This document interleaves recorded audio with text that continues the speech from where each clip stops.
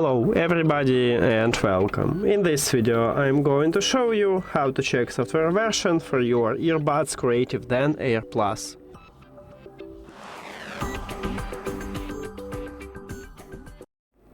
You have to start by open Creative application. And of course you need to add your earbuds to the app, then you will see the same menu, maybe you will see this one, so then just tap at your earbuds. Now, you need to go to the settings at the right top, and right here you can check your firmware version, or you can click at this line and check it right here. That's it. Thank you for watching this video. If you found it helpful, please consider subscribing to the channel and leave the like on the video. See you later!